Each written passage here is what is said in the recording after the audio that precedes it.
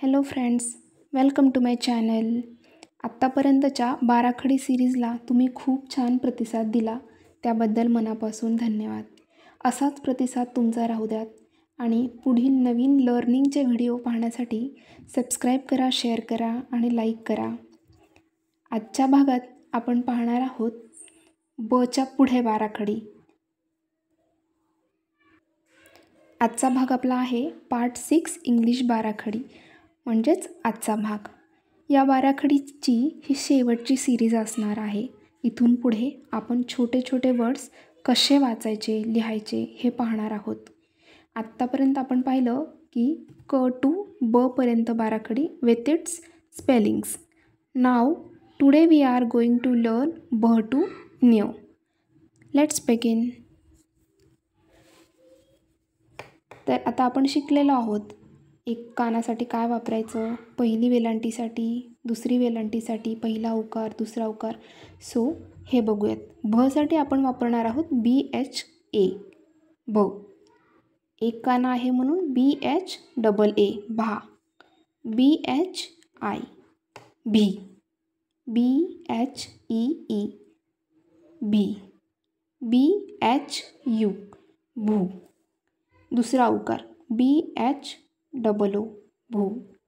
BHE, भे. भै. BHAI, double दोन मात्रे असतील तर त्याच्यासाठी AI वापरणार आहोत. भोसाठी म्हणजे एक काना एक मात्रा, याच्यासाठी O यूज करतो आपण. आणि एक काना दोन मात्रे असतील तर BHAU, भौ. त्याच्यानंतर वरती एक डॉट असेल तर काय म्हणणार आपण, भम. BHAM, भम. बहा. BHAH, सो बहा. इथं मी बऱ्याच वेळा तुम्हाला कळलं असेल की बरेच लोक H असं प्रोनाऊन्स करतात.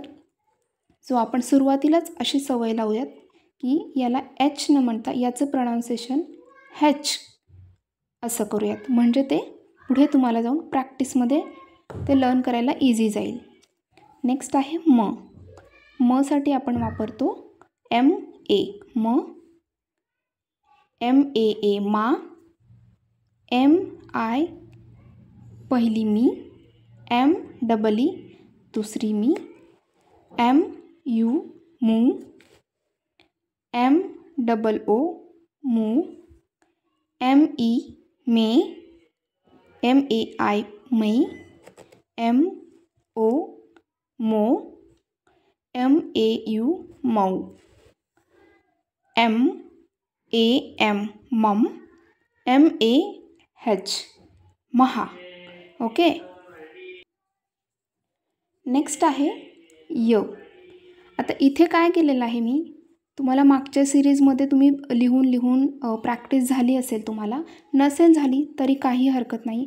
तुम्ही मागच्या सिरीज बघा, माझ्या पार्ट 2, 3, 4, 5 अपलोड केलेल्या आहेत मी. तर त्या तुम्ही परत बघा. तिथे आपण काना मात्रा वेलांटीसाठी सगळं व्यवस्थित दिलेलं आहे.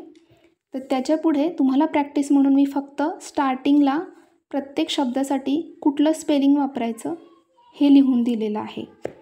सो तुम्ही स्वतः प्रॅक्टिस करू शकता की यसाठी वापरणार आहे YA. मग तुम्ही तुमच्याकडे स्वतःची नोटबुक बनवा, त्यावरती लिहा या, ई, ई, यू, यू, ए, ऐ, ओ, यौ, यम, यहा. सो हे स्पेलिंग तुम्ही वहीमध्ये जेव्हा लिहायला प्रॅक्टिस करताल त्यावेळी तुम्हाला ते खूप इझिली जमून जाईल. आता हे मी तुम्हाला समजण्यासाठी याचे स्टार्टिंग फक्त स्पेलिंग लिहून दिलेले आहेत. यसाठी वापरतो YA, रसाठी वापरतो RA, लसाठी वापरतो LA, वसाठी वापरतो VA, शसाठी आपण वापरतो SHA. आता आपल्या बाराखडीमध्ये 2 श असतात. हा श शहामृगाचा, श षटकोनाचा. तर दोन्ही शसाठी एकच स्पेलिंग वापरलं जातं, SHA. या शसाठी सुद्धा SHA. साठी आपण वापरतो SA, साठी HA, लसाठी LA, ळसाठी LA आणि लसाठी पण आपण Lच वापरतो. क्षसाठी वापरतो KSHA. ज्ञसाठी वापरतो GYA. ओके. आता हे तुम्हाला लिहायचे, याच्या पुढे या ई हे तुम्हाला जर लिहायला जरी आठवत नसेल तरी तुम्ही हे लक्षात ठेवू शकता की आपण पहिल्या पार्टमध्ये शिकलेलो आहोत आ ई त्याच्यासाठी काय वापरतं.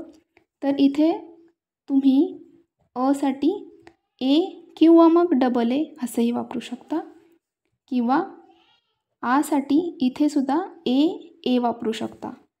पहिली वेलांटी असेल म्हणजेच आपण स्वरमध्ये शिकलो ई, ही जर असेल तर आय वापरू शकता, किंवा तुम्हाला असं नसेल लक्षात येत तर तुम्ही असं सुद्धा लिहू शकता. इथे पण एक काना, इथे आहे तसा म्हणजे जे अक्षर असतं य र ल व ते आहे तसं आणि त्याच्या पुढे ए. इथे पहिली वेलांटीसाठी किंवा ईसाठी म्हणू शकतो. दुसरी वेलांटी असेल किंवा ई असेल किंवा दुसरी वेलांटी असेल तर EE. पहिला उकार असेल तर यू, दुसरा उकार असेल तर OO, किंवा इथे आपण ऊ पण बोलू शकतो आणि इथे ऊसचा ऊ हा पण बोलू शकतो.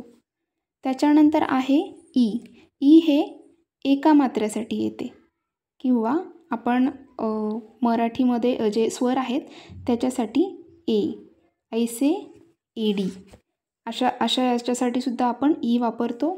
त्याच्यानंतर इथे आहे ह्या एसाठी पण AI वापरतो ऐ, किंवा मग डबल मात्रा जर असेल तर त्याच्यासाठी सुद्धा आपण ऐ वापरतो.